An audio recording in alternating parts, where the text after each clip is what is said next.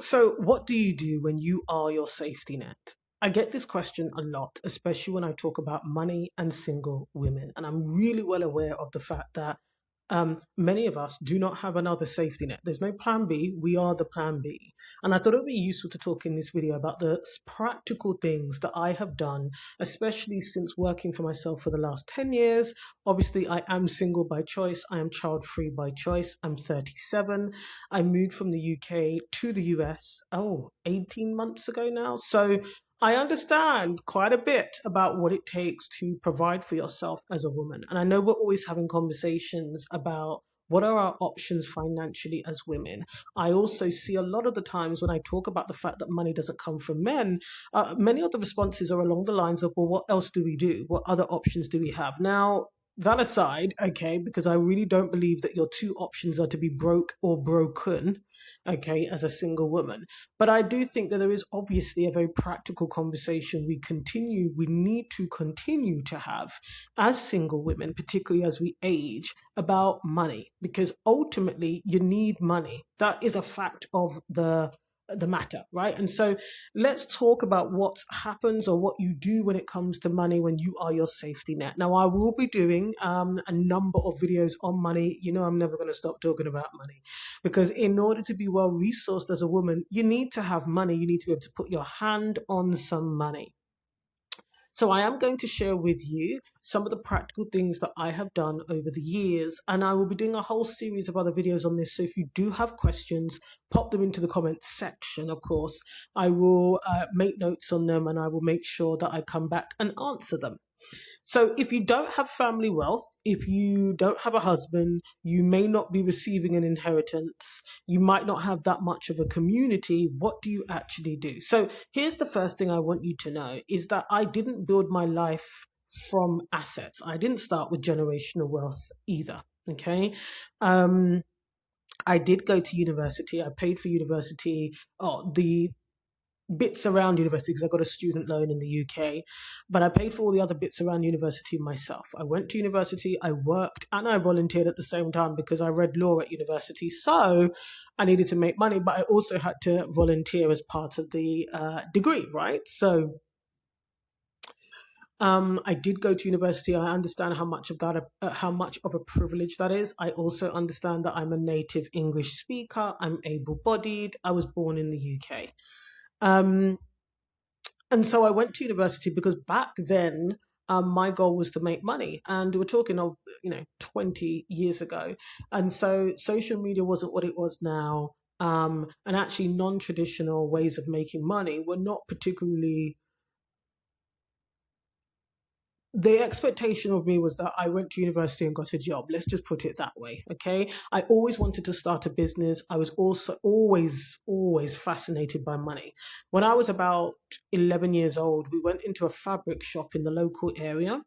It's a very famous fabric shop. It's now closed down. And while my mum was off looking at fabrics, I was standing in the center of the shop watching the ladies. So what would happen is you go and take the big roll of fabric to her and she would cut it to size, and then you would take it to the till and purchase it. And so I was watching her one day and I asked her, how do I get a job in here? Because I was always fascinated by money and I wanted my own money. My thing was, I'm going to have my own money, I'm going to buy a house, and I'm going to buy a car. If you ask me at 12, 16, 18, consistently, that was my thing.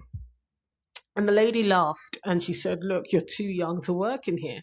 And I said, well, how old do I need to be? And she said, you need to be 16. So you need to wait until you get your national insurance number. Now, if you're in the US, that is a social security number and it gets sent to you usually just before you turn 16, and it means you can start applying officially for jobs. And so I did the calculation in my head and I thought, got another 5 years.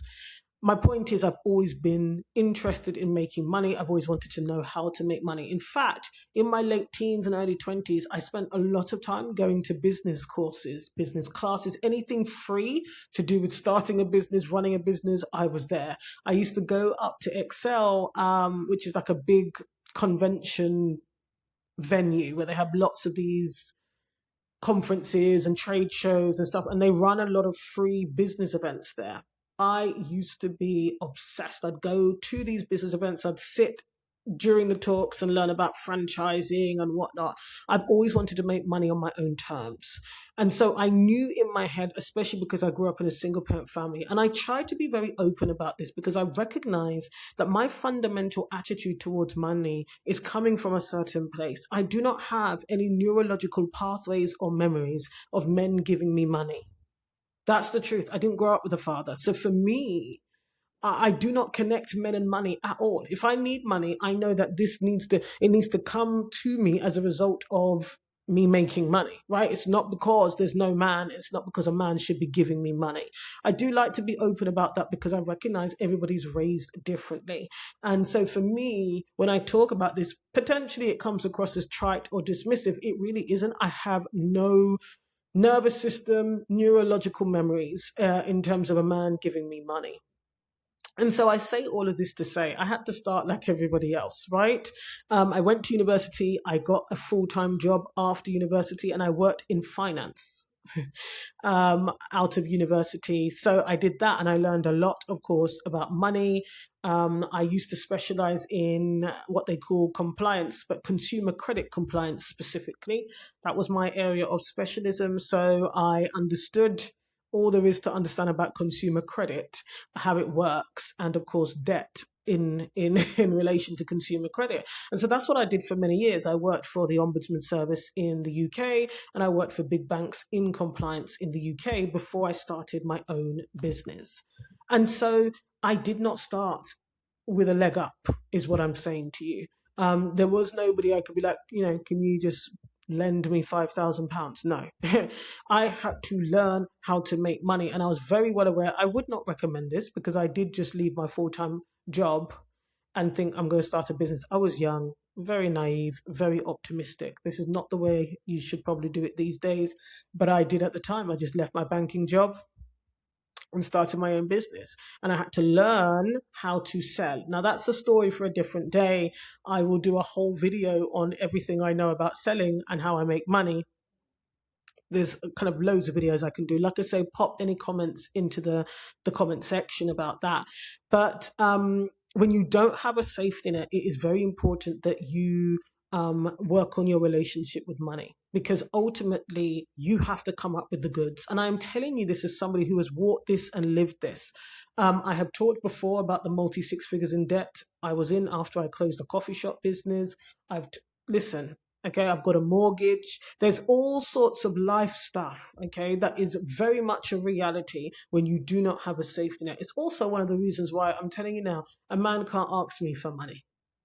Yeah, and I don't like it when people try to exploit you, because when you put the work in to keep yourself afloat and living, and not just surviving, but living, it's a hell of a responsibility. And I can tell you for nothing that moving to New York has raised the stakes, because I chose to move to one of the most expensive cities in the world alone. Okay, so I walk this every day, and there isn't really a time where it gets easier because of some of the choices that I've made over the last 10 years and the life that I wanted to live.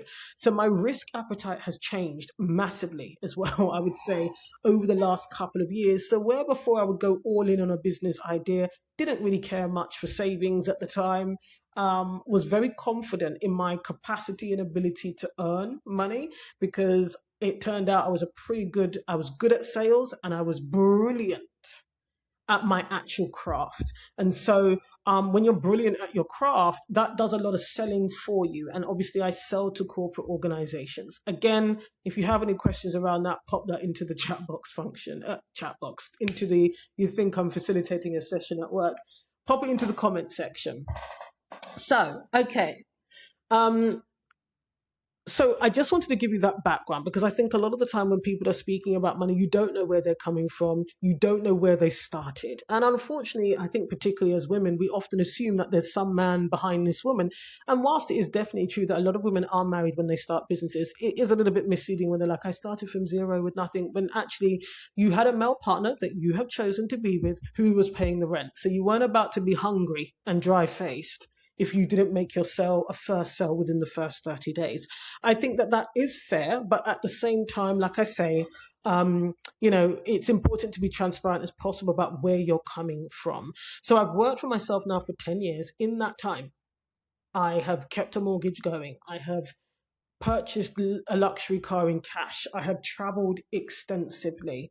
Um, I've moved to New York. So, and those might sound like highlights, but the sweat equity that has gone in, I can tell you all about, right? And there's a series of videos that I have planned all about single women and money and sharing parts of my story, but because of the lessons that I can share with you, because a lot of this is mental as well.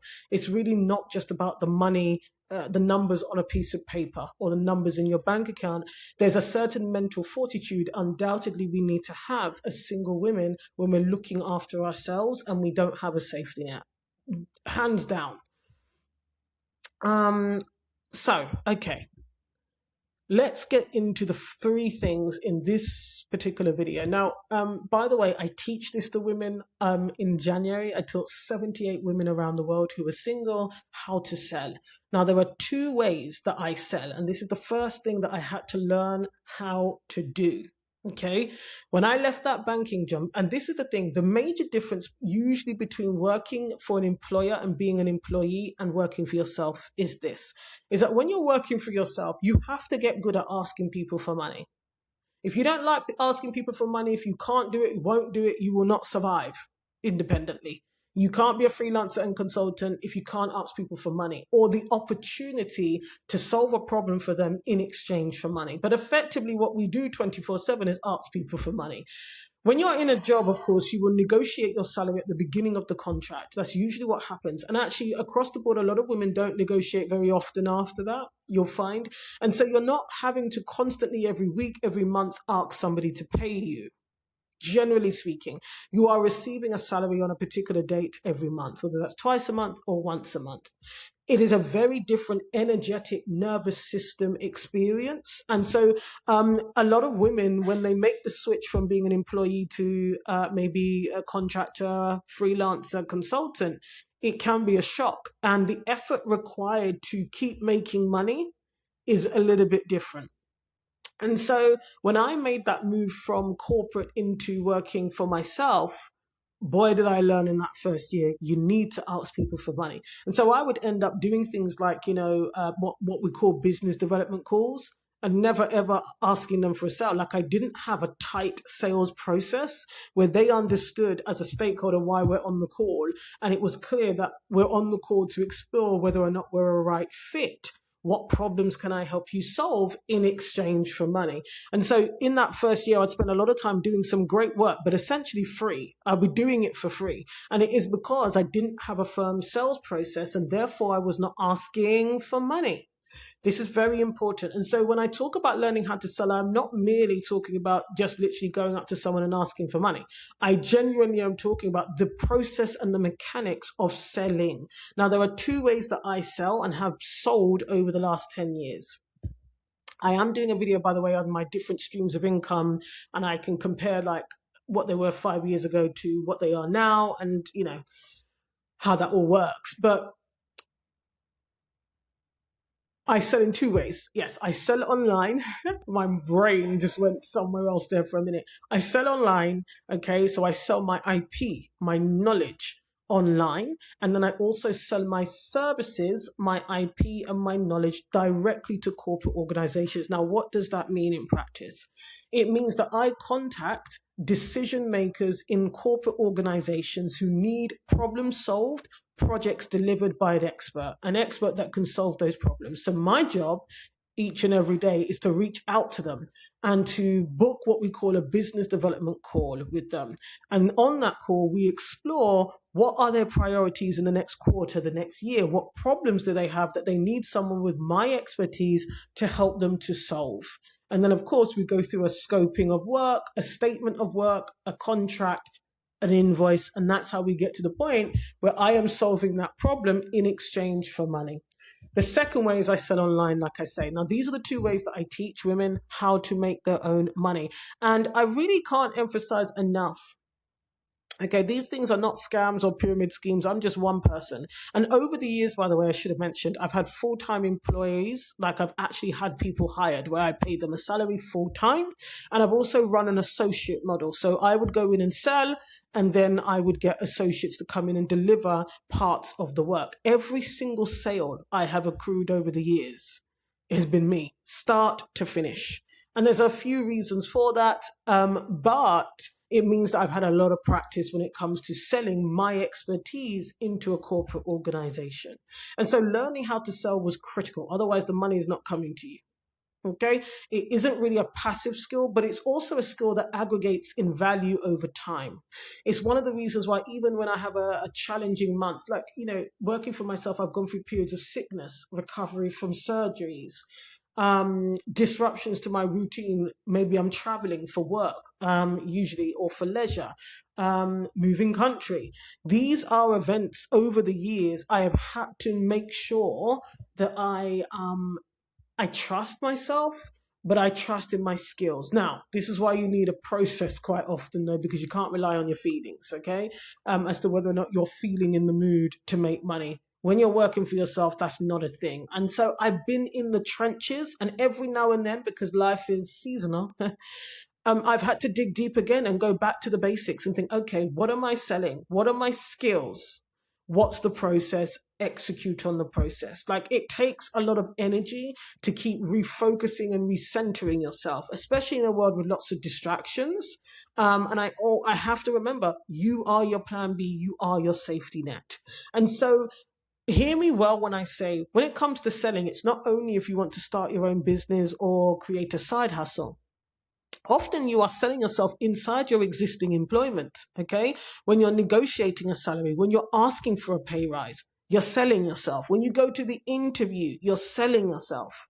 And so I'm not suggesting you need to become a coach, by the way, because in many ways, I've made money from consulting for the most part, even when I'm selling to individuals. So as you know, I do one-to-ones. You can book a one-to-one. I think the link is somewhere in the description or the bio.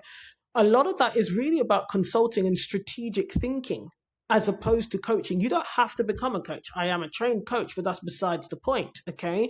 You do not have to, go into e-commerce unless you want to. Right? There are so many ways to make money through selling. And you would have noticed that I mentioned something earlier. I think here in America, I've seen it much more often called affiliate marketing, where people sell products and services that other people have created and they get a portion of the sales, they get a commission. But you heard me earlier talk about the associate model that I used to run in my business because I was really good at selling. And a lot of people don't enjoy selling, especially a lot of people in the sector that I work in. So I do cultural transformation, talent development, talent strategy. That's my thing. Love a bit of that. Love business transformation and business strategy, but as connected to culture and people. And so a lot of people in that space don't like to sell. And I'll tell you something else as well that really does come from my childhood and the way I see money is that a lot of people you'll find, there's a lot of egos sometimes, but they will say that they are used to being approached. So they don't have to go out and win business. Well, when I started out, I didn't have an existing network either. Right? I didn't have an existing network of people who sold what I sold. I was 26 when I first went out on my own. So I was young. And so I had to build a network from scratch. And one of the ways I did that was sharing what I know, obviously. And I used LinkedIn back then. So although I didn't have any other social media, I used LinkedIn because that's where my stakeholders were. And so I say all of this to say, we're always selling ourselves, okay, whether it's subconscious or conscious or not. And because I became very good at sales, it meant that I could bring money into my bank account. And then at times I could actually divvy up that work to other people. Like there's so many different ways that you can get involved in this kind of selling. I can't encourage you enough, though, to really think about your skills and how you can leverage those skills either in an existing employment, like in a job, or indeed on the side separately, etc. The next thing that I really had to learn how to do is change who was around me. So I alluded to the fact that I didn't have a network when I first went solo and started my own business. It became very important for me to build community with other people who were selling to corporate organizations specifically and who were kind of in my sphere and field. And so over the years, I've joined various masterminds, business networks, coaching programs. I've spent easily about $70,000 easily on learning on community and learning a particular skill again. Like when you're in sales, you always have to be refreshing yourself, quite frankly, because the market changes, right? The way you may have sold 5 years ago may not be the way to sell now, dependent upon market needs, the stakeholders' needs, all of those kind of things. And so I had to change who was around me because I needed to be around other people who were doing the same things, who were a few steps ahead of me as well. That was very important because you have to keep the vision clear. It's one of the reasons why I show up in this way, because actually, okay, if there aren't people talking about what it means to thrive as a single woman, especially as you go on to age, you don't know what your options are, what the possibilities are. And so that economic imagination that I often talk about is going to be very dull and grey unless you change who you are around. And so I wanted to be around people who were making 10 times the money I was making, people who had multiple streams of income. That's one of the reasons why I learned how to sell digital products. And of course, as you know, I sell courses. There's a brilliant sales course, the one I referred to earlier. It is phenomenal. You're talking 10 years of experience where I teach you how to sell online and how to sell to corporates. Okay. The point is, if I hadn't have surrounded myself with people who were doing these things already, I would not have really seen it up close and seen, actually, this is a real thing. Actually, you can actually do this. And so there's no gatekeeping to be had. This is one of the reasons why I'm talking so openly and often about money, but specifically how to think about it and how to make it, okay? There are so many videos that I've done at this point on money. Go and I think there is a playlist that literally says money. Go and take advantage of that, because that is association. Being around other people and somebody else who talks about money openly and fearlessly is important for your development, okay? That is very important for your development and the way you progress and evolve in the way you see money. You don't need to see money in exactly the way I see money. That's not what I'm saying, and that's not necessary. What I would say is you do want to break any invisible contracts you have about money. And those invisible contracts are usually made up of stories from the past, from your parents, from your childhood about money. And it's important for us as single women because the stakes are higher. That is true. The stakes are definitely higher. Okay. And so we need to make sure that we close the distance between us and money as much as possible so we can make it when we want to. We can make as much as we want to. We can have more money than we actually need. It is very important. The third and final thing I'll mention in this particular video is you need to decide. This is something I had to do, is decide what options existed for me. I can't tell you the number of times over the last 10 years I've had people say, it's not possible for you to make that much money. It's not possible to sell digital products. That market is saturated. It's not possible. People don't buy courses anymore. No one wants to work one-to-one. No one's going to. I had to decide what was possible. I had to decide what my options are. And when I tell you, this is often a daily practice, okay, because things happen in business, particularly when you're running a consulting business, okay? You may lose a client. They may decide not to, they may not have any more projects for your particular expertise. All sorts can happen along the way behind closed doors when it comes to money. That impacts the money coming into your bank account. And what that means is I have to make a renewed decision every single day. And it can't be mood driven, because there are some days I am tired. I might be physically tired, or I might fancy, I don't know, going down to the river and sitting by the river, but I have work to do. Now, look, there are all sorts of mechanics that I can talk to you about having systems and stuff. The truth of the matter is when you're running your own business and you don't have employees, you can be more fluid and flexible. I really push back on a lot of this kind of, some of it is very masculine coded. All right. A lot of the business advice out there, I do not subscribe to that. I am not getting up at 4 a.m. I don't have to. There's no reason for me to, do a cold plunge, then go to the gym, or the other way around. I don't know what way around and they do it and then spend. No, okay.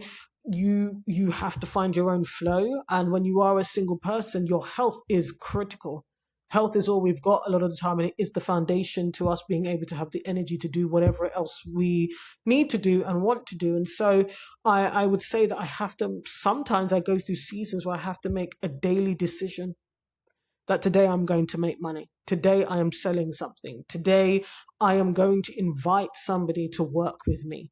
That is despite how I might be feeling inside. Because here's the other part of it. If you don't ask for money, you won't get money. And this is true for all women in general. Okay? And so you don't have to want to be a millionaire or a billionaire. You don't have to believe that it's possible for you to be a billionaire necessarily.